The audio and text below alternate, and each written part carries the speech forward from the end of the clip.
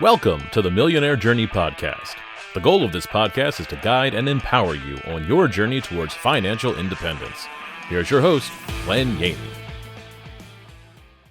Today, my guest is E.B. Tucker from the Tucker Letter. Welcome, E.B.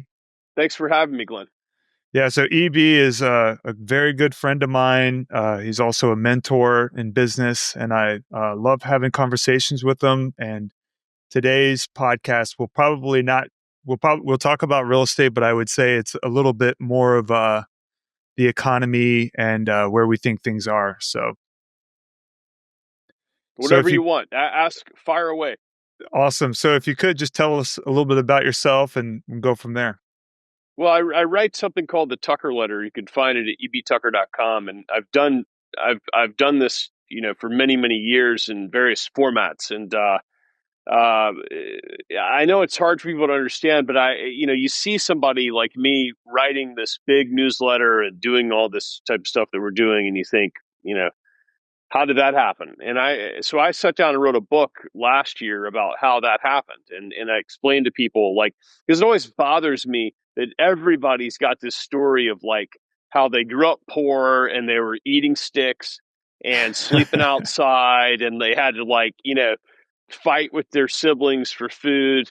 And it's just kind of dumb. I mean, it's like everybody tells that story, right? And then, what's really funny to me is the same people that tell you that story are living in an opulent house, spoiling their children. And I'm like, if you grew up so poor, then you're ruining your kids. You should make them grow up poor. Anyway, so what I did is I sat down and wrote a story about how I didn't grow up poor. I grew up middle, sort of upper middle class in rural Eastern North Carolina, which essentially would be very low class New York City, right? I mean, if you did the economics, but we had this little, dinky golf course and whatever. It was nice. I mean, my parents had enough money to send us to school, the basic stuff. We went to the beach for a week in the summer, but we weren't under any illusion that there was going to be this day where we wouldn't work or, it's not like that. So my point is there's a lot of people that grow up average or the good side of average, but how do you end up doing something dynamic that you love, that you have a huge effect on society, people that are, that need something or finding you in a big way. And so I explained that in the book, about how I worked for several years as a salesman, I made money, and then I just got completely derailed around 2008. And it wasn't really because of the financial crisis. I mean, it was sort of because of that. But the reality is that I had pretty poor life habits. Some of them were good, some of them were bad, but I didn't have balance in my life.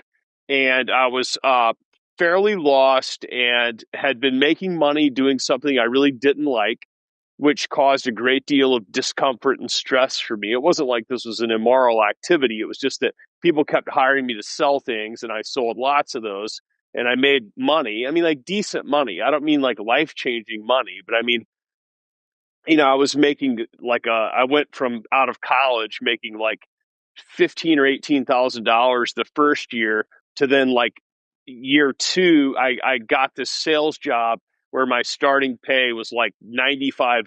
And this is 2003 or something, which was a lot of money. And then I got 25,000 of bonuses. And so anyway, so as you can imagine, I mean, my rent at the time was $750, right? So I mean, it was, and I lived near the beach, and it was really cool. So, but the thing is that I had a 4, 5, 6, 7 year stretch of that, where I was achieving some financial goals at a very modest level. But the reality was I wasn't identifying and using a special, unique ability that really everyone has. Everybody in the whole world has something that they're good at doing. And I think we get caught up in this, it's got to be this dramatic wealth building activity, but it's really not true. It's if you could do something you love and people pay you to do it, what you find is that you actually start making more and more money because you just attract people that recognize excellence into your life. And so that's what happened to me. I mean, I started writing because I was unemployed and I had things to say. And people got tired of reading these gigantic emails from me, and they set up a blog for me. And I was like, what is a blog? This is early days, man. This is like Google Blogspot days. And then I started writing on the blog, and then I started getting paid like $200 or $300 to write stuff. And then I started meeting people and going to conferences because I would bother the conference for a press credential so that I could write an article about the conference. Really, it was for free admission, so I could like meet people at the cocktail hours and stuff. And then I was learning about things. So instead of being in a job I didn't like, doing something I didn't like, okay, I was at a conference. I was like pretty poor. I mean, I was, essentially like having to make a lot of sacrifices. Now, this is not like the people that say they were eating rocks or something. It's not. It's what it was for me was it was like, how much do you want the things that you want in your life, and what are you willing to do to get them? And so for me, that meant driving a pickup truck. Like when I met you, I was driving a white pickup truck, and it was like I paid $1,800 for it. And it was not like some dramatic story about how great I am because I drew a picture. It was just like, hey, I want to be independent. I want to be free to pursue this thing that I love. And if that means not having a respectable car, like just like a car that turns on and goes, fine. But like not having something that's very cool, well then, yeah, and I'm willing to do that. And I was doing the real estate stuff when I met you, like the low end real estate stuff, and so I had like T-shirts for my company. Like I printed up T-shirts that said the slogan was "Keeping the Hood Looking Good," and so I wore the T-shirts all the time. So I mean, I remember I was trying to date at the time, and I had this like really, uncomfortable exchange about how like I was always wearing these "Keeping the Hood Looking Good" T-shirts with paint on them and stuff, and which like really hurt my feelings because I was thinking like I'm in a do or die situation where I'm pursuing something that I'm passionate about, and you're trying to send me to Macy's to get like, like a Kenneth Cole button down or something so you could feel respectable. So I was like, I was going through all these little silly things in my life. And the reason I'm telling you that is because it worked out. Yeah. Like it worked out. What happened was a guy found me that just so happened to publish like huge numbers of financial newsletters. I mean, I met someone that knew him, and then we connected and whatever. But he like needed somebody like me.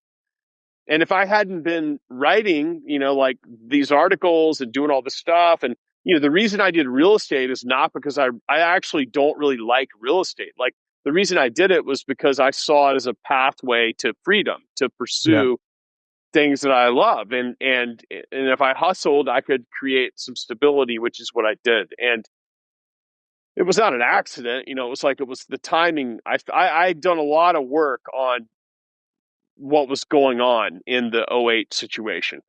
And there's always opportunity, Glenn. There's always like like right now, there's opportunity. There's always opportunity. Like nothing happens in a vacuum. Like it's all the time. Okay. Another thing in this new book that I wrote is like one thing that really bothers me is how people talk.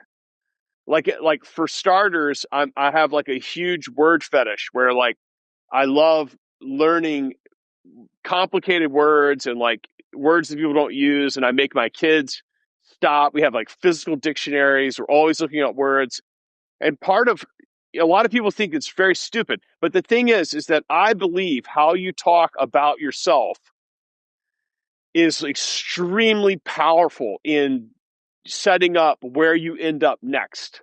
Okay, so what that means is like if you talk about yourself in a loser way, which is what people do, by the way, like all the time they say, I sure do wish I bought Bitcoin. I'm like, what do you mean? You sure do? You could buy it right now. Too late. It's too late. It's $98,000. I'm like, what if it goes to 250? Well, that's nothing, right? And I'm like, that's not nothing. That's a like a double and then some. Yeah. That's not nothing. Well, I could have bought it at 10. I'm like, yeah, you could have bought it at 1 or 1,000 or like in my newsletter, we bought it at like, I don't know, less than 40 grand or somewhere around that. And I was buying it at like 30. Yeah. And you wouldn't believe how negative people, and I'm like, okay, so what I'm saying is that you have to be careful how you talk about yourself, because your mind, I think your mind listens and then puts you in a position to manifest what it is you believe. So like if you believe in the thing that you're pursuing, I think you end up getting there. And people use very, very dangerous and negative language. In fact, a lot of times they speak about themselves in a way they would not speak about other people. They would consider it to be rude if they spoke about someone else like that, if that makes sense. And so all this stuff really matters a lot to me. And I tell you what, man, people don't want to hear it. Like they ask me for advice or something like that, which I'm freely give all the time, as you know. And it's like, Yeah. they don't want that. They don't want, you know what they want is a magic code to solve what they perceive as life's problems. But there are no problems.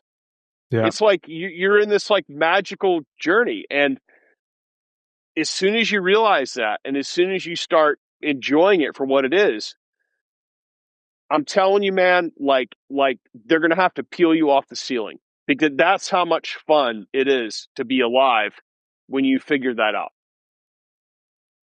Yeah. So I recall spending some time with you when you were driving in the old F-150, and I knew when I rode around with you, I was just getting into Rich Dad Poor Dad, learning how to buy assets, understanding that you don't finance vehicles or whatever the case be, and I felt like you were on a whole nother level. Whenever I got in the car with you, I was like, this guy knows things, and it was just like, even if driving the old beat up truck, it was you dropped some wisdom to me that changed everything about what I did, and it was I was constantly learning. yeah, You know what I mean? It was like I was constantly learning. And I think the winners, like, you're a winner, right? Because like you were in this spot where you were just like determined to self-educate.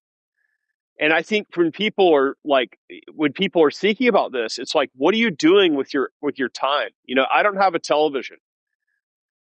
yeah, My kids have grown up with no television, and I don't care if they watch television when they're somewhere else. They can watch us. We go to a hotel, we want to watch a show. I don't care what you do. I really don't care what they do. But the thing is, in my home, I don't want the television, because I'm trying to say to them, hey, this time, like in the morning when you wake up, like the first thing you do is really important. Are you feeding your mind with like protein that, are you learning something? Are you sitting down to have a quiet time to like write down your goals and think about what you want to do, and what's necessary to get there?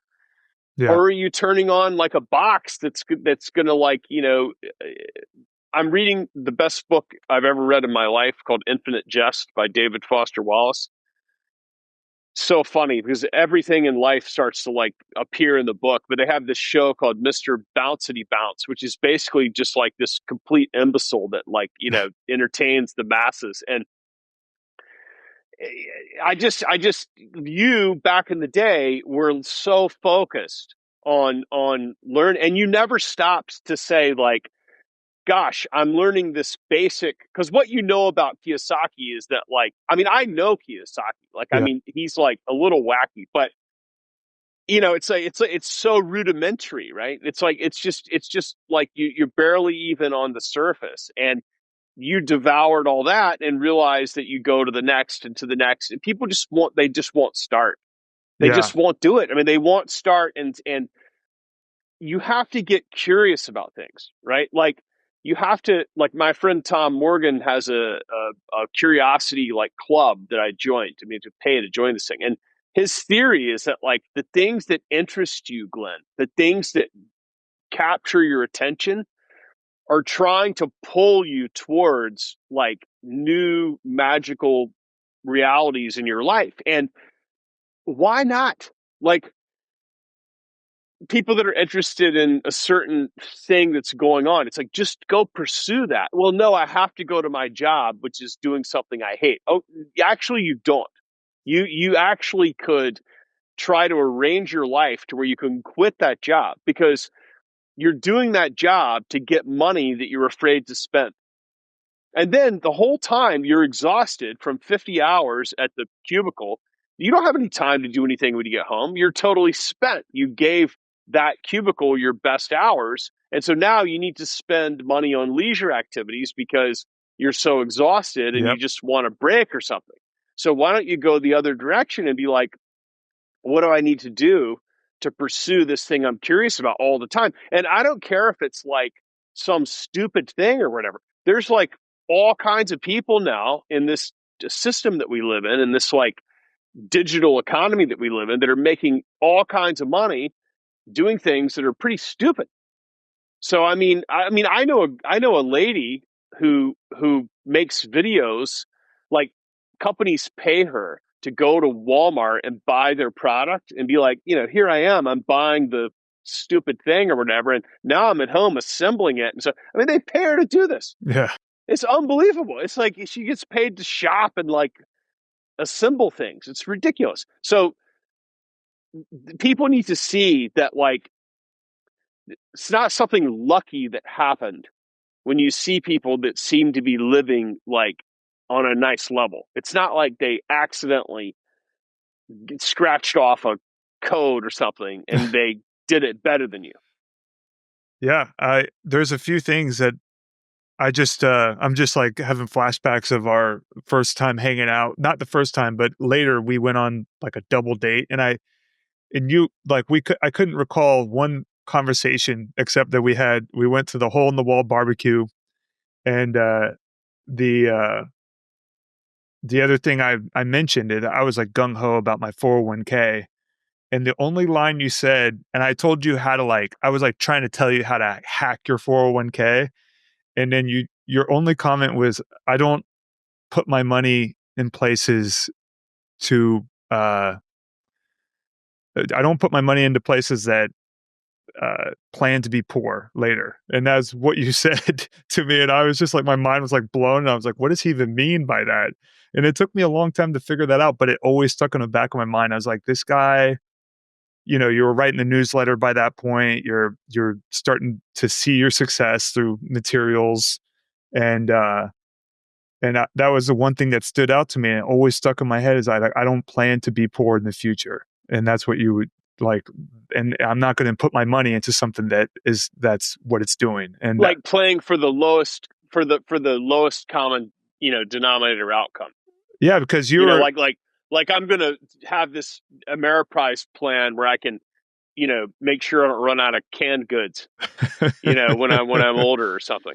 or to be taxed It's more like in it the gets future. back to it gets back to the goal setting, right? It's like, Yeah. what is, one of the things that I've done in the last year or so is because I in this last book I wrote, I'm really fascinated right now by talking about how there's been like we're going into EB 6.0, I think, maybe Yeah. 7, I don't know, but there's been these iterations, and every time there's like a down period, it feels horrible. Like last year was a major down period. I like launched, an entrepreneur out of a cannon and then just completely got like,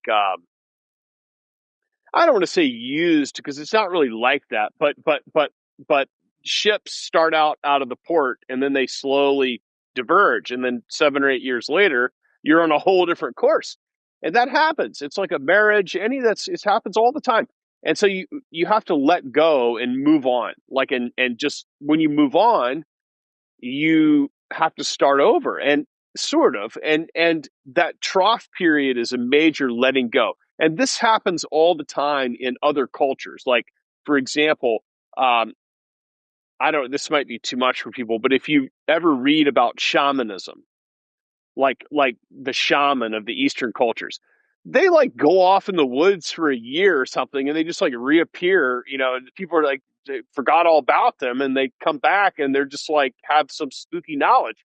But it's not really like they have some weird knowledge. What it is that like maybe they had a life, maybe they had a career, maybe they had some sort of position in the local, tribe, and it was time to be done with that. And so like instead of hanging on to that identity, they had to like go off and have kind of like a rebirth or something. So like what I'm fascinated by is why is it that we're so afraid of the down periods? Like we're so afraid of that. And yet we always say like best thing that ever happened to me. You know what I mean? Or like what you have somebody that had like a cancer scare and It's they're like really breaking changed away from my the whole herd, though. it changed my whole life. And you're like, well, wait a minute. I mean, before it was like, you're terrified. So these down periods seem to always like lead to this like magical new era. And so I started naming them, and so now I got excited about the down period last year where I was like, who knows? I mean, anything could happen. So I just feel like people should understand that what I did to be able to absorb that is over time, over many years, I started living for that outcome, meaning I decided that I wanted to set my life up in a way that was not about like making more money or like, leveraging myself for bigger and bigger outcomes. I actually started living with balance. And that means like having ways that I don't want to say save, but like put money in places that I, feel good about, but also like it's not like it's not going on a cruise or something. I mean, it's like but it's also not like going to launch to some higher level, and then spending money on things that I like, right? So like now, I to your point, I mean, I have no 401k, I have no pension, or like I have no long-term plan. Okay. So like financial people are like mortified, when I come in there.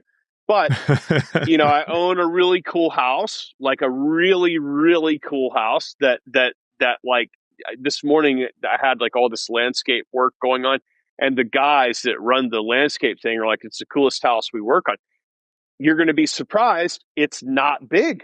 It's like, I don't know, it's two buildings, but like it's pretty small. And I don't, I mean, I don't want to say it's not valuable because it's valuable, but it's not what you would expect. It doesn't have any columns. It doesn't have it has a 1-car garage. But it's an oasis. Like the feeling of being there is magical. I mean, you forget where you are. It's that cool. So my point is, I have a house. I own the house. I don't have any mortgage or anything like that. Whatever. And then I have a place in New York. I love New York City. Like I love, love, love New York City, and I love like certain parts of New York City. So I bought an apartment there. Complete waste of money, right? It's like, however, it's like you set your life up not to like make more paper that you're afraid to spend.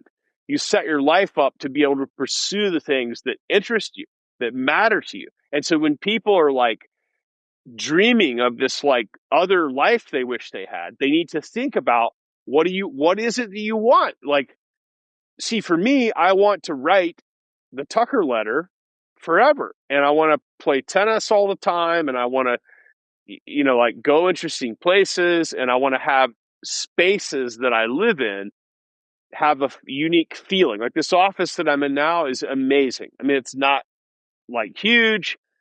See, it's not all the things you think about luxury are pretty much wrong. Like there's no point to any of this stuff. Like if you're going to buy a watch that you like. Don't worry about the cost. Like if it's $100,000 or if it's $1,000, like make the primary reason you buy it because you like it. Does that make sense? Like, Yeah. I have all these antique rugs.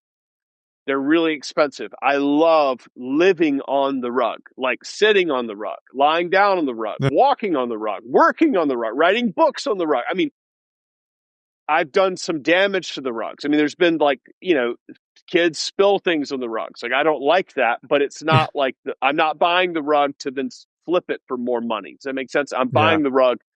One of the rugs is like 170 years old. And a lot of times I'll lie down on the rug and I'll think to myself, I bet you people have like died on this rug. It's so old. I mean, Yeah. so some of these things, my point is, when you're pursuing, like if you're watching this show, probably you're like of the mind that you want to like do better. But it's like, to do better than what? You know what I mean? Like spend some time thinking about, why do you want to do better? I mean, what's wrong with what you have now? Can you start living that life now and pursuing because of your interest, and not like it's going to be different when you get this thing or whatever? Does that make sense? Because I think you'll end up with more when you do that, because the pursuit is pure.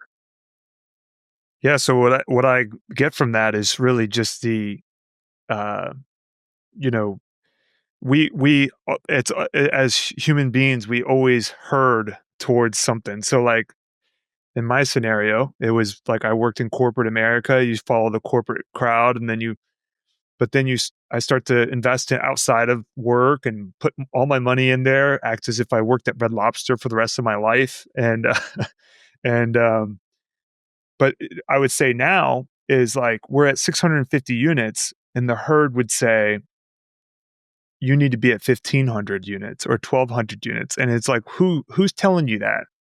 It's like, and it's really just the circles that I'm starting to put myself in. And it's like, the reality is that I don't have to do that. I can easily do very well on 650 units is what it There's comes down to. always a herd. Okay, so Yes. why is this the case? The reason is because as biological creatures, even at a cellular level, we're programmed to survive. Okay, so Yeah. like even the cells in your fingernails are trying to keep living. And so what we do is we have this natural. It starts out very early, and it's programmed into us as creatures. And the programming is that we feel safe in this herd because if you're alone, you might not be able to fend off danger or whatever the case may be. And so we take it to an extreme, because what happens is that we're also feeling creatures, which makes us like very different. And so when people at an early age, when they say, like my son, for example, we go and get pedicures because I'm personally not going to give myself foot care. Okay. So we pile in there, and I got all these chairs, and you get whatever. So my son's like, I want. They always say to me, you want your nails painted, right? I say, probably not. I mean, maybe, whatever. I'm like, you kind of be nice to these ladies. My son goes, I want my nails painted. I go, okay, no problem. Go ahead. Then it's like some kid is like giving him a hard time about his nails being painted. You see how it goes? So my son gets this message that, I'm not going to be able to sit at the lunch table if I come back with nail paint. Do you see? So, Yeah. so from an early level, we start getting this message that you will be shunned by the group, which reads danger. Yeah. Right. So this goes all the way in life. Like, I've met probably 35 billionaires. Okay. The reason I know that is because, like, I worked for this stupid newsletter publisher that wanted to advertise that I, met like 20 billionaires at the time, whatever. I got to be 35. It could be 40. So I can tell you that the same herd mentality happens there, because the dirty secret is that we want also to be seen as in the herd, but have a slight advantage against the herd. It's the whole thing is nonsense. The whole thing is nonsense. Like, if you switch it around to being my son to say, I wanted to get blue nails because I thought it would be fun. It's very hard to do that. But if you can do that, there's magic in that, because what you're doing is you're living independent of other people's feelings about you. And then you say to yourself, we have 650 units because we enjoy taking care of 650 and we're pretty good at it. You see how it goes? That's a different answer. That's Yeah. not, we decided we ran a model and 650 is the exact amount. See, you just say, we felt like it was a good fit for us. Yeah. People will shun you because they'll feel uncomfortable. They'll say things about you, but then secretly they wish they could have that much courage. Yeah. And I think there's once in a while you hear podcasts of guys that have 5 units that are making $100,000 a month. And you're like, well, what the heck is happening? What am I Yeah. doing wrong? It's And all relative. yeah. It's all relative. I mean, it's like, I was making a pretty substantial ROI on the money I had in rentals. And I made an impulsive decision to sell all of them in the end of February of 2022. And now everyone says, wow, that was like amazing timing, which it was. How did you make that decision? Did you run a financial model? I said, no, I'll tell you exactly what happened. I didn't trust what was going on with the Russian war was starting. Something was up. I know a lot about that situation. Like I've been to Ukraine a bunch of times. I'm very keyed in on some of these things. I didn't trust it. I thought there were things happening that we don't have to get into. Then I was watching the gold market. It was kind of like validating what I was thinking. Then I had a big resentment against the property manager at the time. I mean, I love him, but it's not like a problem. But I was totally sick of like he was running this other business, and I felt like my business wasn't important to him, and I was completely tired of it. And I called this realtor and was like, put one of these on the market. And then like 48 hours later, I called her and said, put them all on the market. So, we sold all but one and whatever. But now when you look back, I don't think there's any way I could have gotten more out of these places. And people act like you must have a financial. No, it's not like that. Like, yes, I have a massive amount of financial acumen. Okay. But most of the decisions I make, I go off my impulses, because if I set my goals, if I program my mind for success, if I treat my brain and what I do like it's a supercomputer, so I'm not going to put malware and spam into my supercomputer. I'm going to put first rate software in there all the time. And then I spend my time, learning, like looking at my mind as a big machine that I'm just going to put as much stuff in as possible. And I don't waste any time thinking about what someone might think of me. Then what happens is those impulses are my instincts telling me what I should do. And like, I got to tell you, man, they're pretty much like, they do all right. So it's like, I mean, nobody will teach you that. Hey guys, if you want to learn more about our deals we're investing in, go to our website and sign up for our free ebook, 10 Reasons Mobile Home Parks Outperform Other Real Estate Investments. We won't spam you. We'll just keep you updated on the podcast and the deals we're working on. Now, back to the show. So currently you have a Bloomberg terminal behind you. What do you do with that? So, okay. So the way this works is, and there's a keyboard that's like covered with like, there's two keyboards here. One's for typing. One's got all these colorful buttons. It's kind of like buried with stuff. But Mike Bloomberg, the little guy, has this like lock on software. It's basically a software system, and it's expensive. Like, there's no way to get a discount. I mean, I don't know. I mean, if you have like 100 employees, maybe they whatever. But it's like you have to pay for every person that's going to be on here. So I have to use my fingerprint to log on. There's like a fingerprint thing, just to give you some ideas. Oh, so you can't share access to anybody. Right. So, I mean, if I gave you the password, it's useless, because it would then ask you for your fingerprint. Or if you were traveling, it would say, oh, we noticed you're traveling. Now we're going to face your phone facial recognition, and then we're going to send you a unique code, which then disables this. So if I go like to the bank and I want to check on a trade, then I come back and this is off. Does that make sense? So anyway, okay, it's kind of too much detail. But the thing is that this is a portal for news, data, connections with other finance professionals, like, all these things. And so what happened, I've had this for maybe 13 years or something, 14 years or something.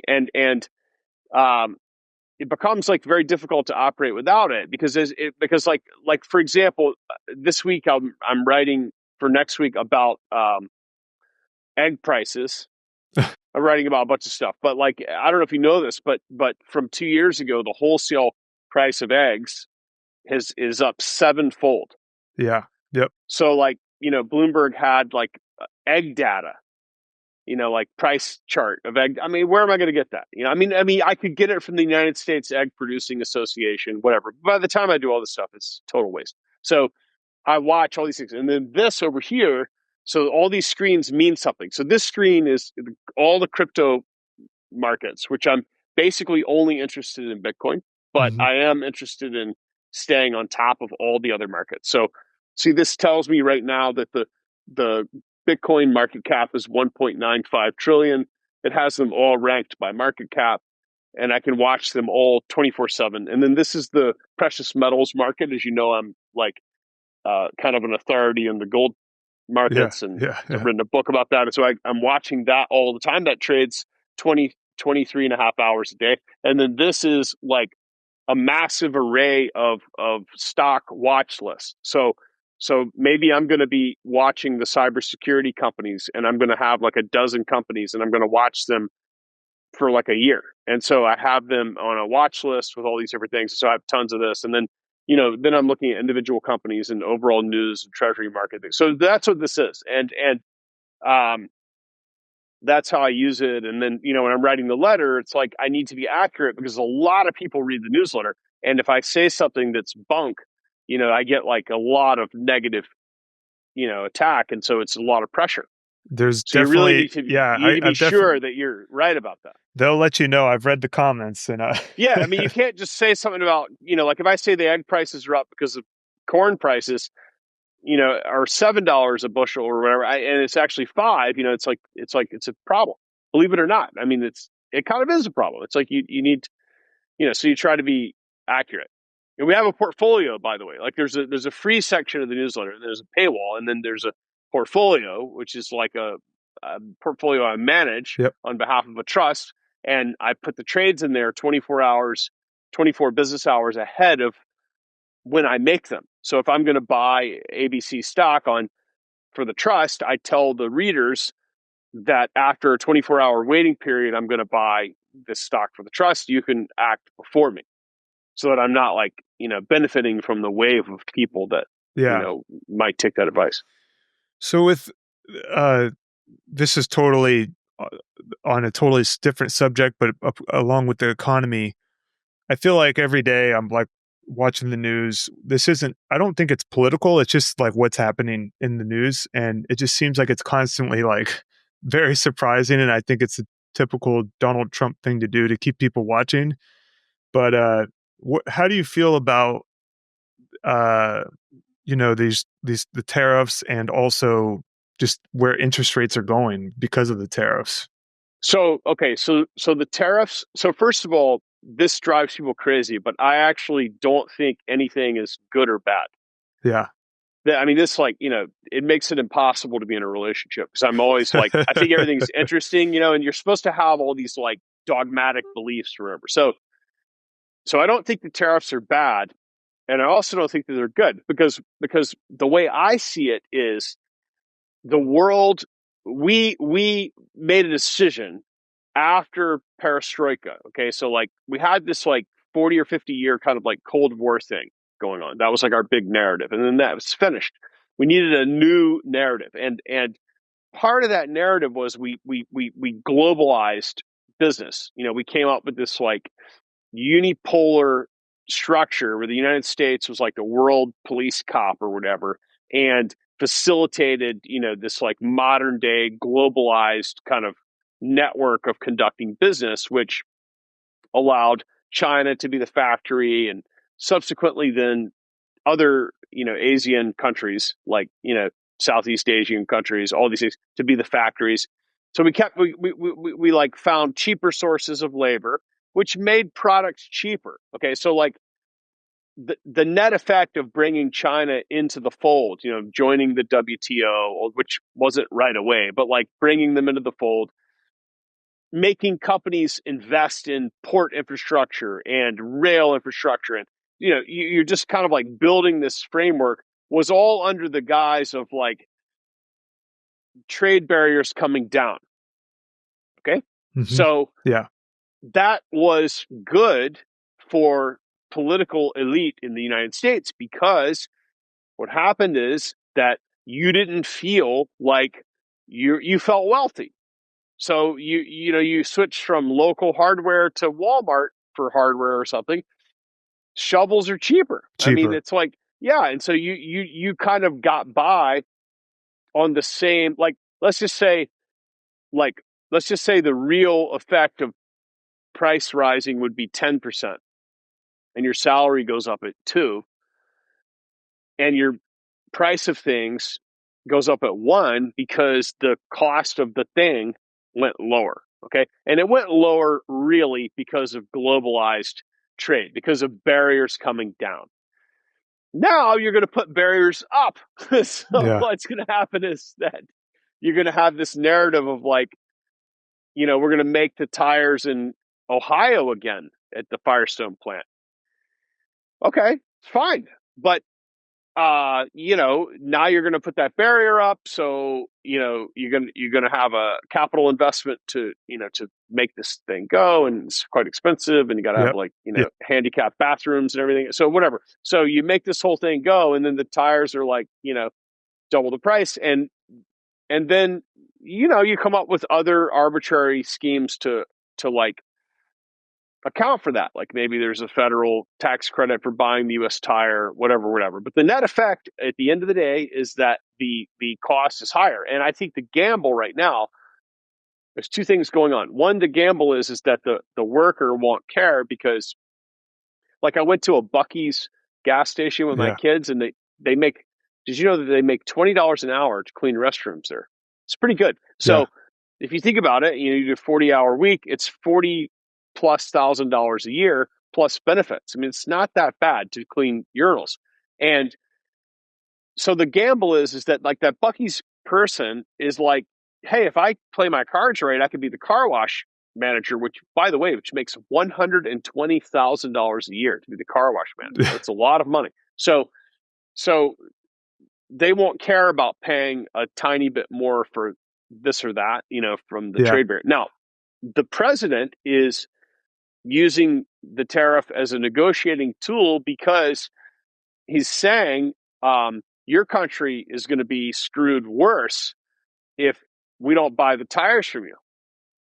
Like you think, and I'll take care of these people in the heartland. They'll work with me, but you guys are going to be in real trouble, because you're going to have like a serious revolution on your hands if I put this barrier up. And so that's a negotiating tactic to get other things, many different things, like difficult to even know what all those things are. There could be things behind the scenes going on, like secretive things that we don't always know about, that, some person in a secret prison that they want to trade or something. It's hard to know. So that's what's going on. And so the answer is really, it's not good or bad. It depends on how you look at it, because the same people that say it's bad, they also gripe about how there ain't no businesses around here anymore. You know what I mean? They're always, which one do you want? Because, if you went back to having the local town where you had to have all those different things, like a blacksmith making the shovel, it's a lot of money. And you've spent all the money. Like you've wasted 40 years of like hollowing out your system. You've financialized your system. Yeah. By the way, before we leave this subject, one of the conclusions is that I'm fascinated by the fact that people don't buy gold, because the gold price should be a bit higher than it is. That's why it's going up so much. It's almost 2,900. So like it's going to 3,000, and people say, well, that's not very much. Okay, fine. But the issue is that the gold price has been kept down because there is a futures market that's like a paper trading in gold that has nothing to do with real gold that sets the price. And it's always fascinated me for 20 years that I could take cash, like paper or a check or whatever, and buy metal that came out of the ground.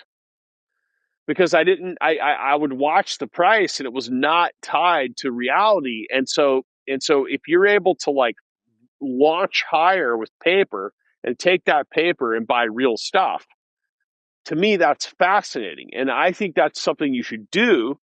It doesn't have to be gold. I mean, it can be, whatever. But the thing is, you run out of things to buy. Like real estate is kind of like doomed because you've like financialized it to the point where you've like hollowed it out as an asset class. So you have to buy like junk now. Like when I say junk, I don't mean like dodgy war zone junk. I mean, like, for example, if you buy a house to rent to someone, you buy basically an aluminum and cardboard house that's not going to really last that long. It might not even last its full depreciation life.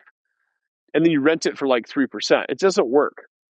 Whereas if you bought a house that's concrete or something, right? It has a longer lifespan. It's a more durable asset. You can like flood it and rebuild it or something. It's got more substance to it. But guess what? You can't buy that because you can't build it. It's too expensive. It's expensive. Correct. So people just need to see this framework, and gold for me was one of the ways that I saw that was that, I can buy these stocks. Like we have stocks in the newsletter that are tied to the AI boom. Okay. Mm-hmm. It's kind of a unique take on it. Yeah. Some of them are up dramatically and people are like, what do we do? And it's like, well, I mean, I'm going to keep riding it, and it keeps going. And there's a bit of fascination with me about how it like loops higher. The buying begets more buying. Okay. So now it's just elevating itself. And you can take that money and take it and buy something real.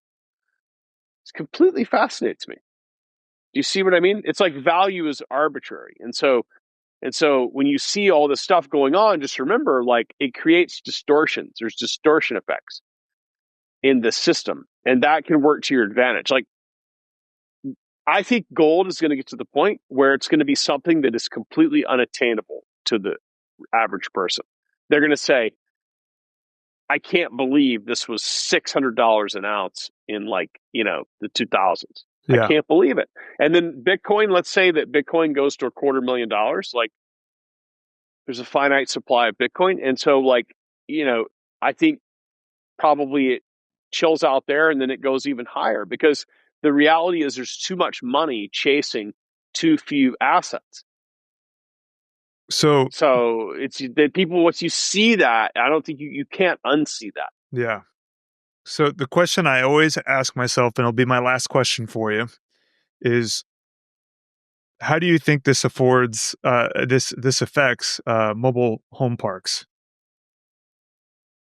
Well, I mean, I hope favorably because I happen to have an interest in mobile home parks. But okay, so I would say that the one major advantage to mobile home parks, the one like central, you want your thesis to have like one lightning rod type thing to it, right? That kind of drives it, is that there's not enough housing and it's expensive.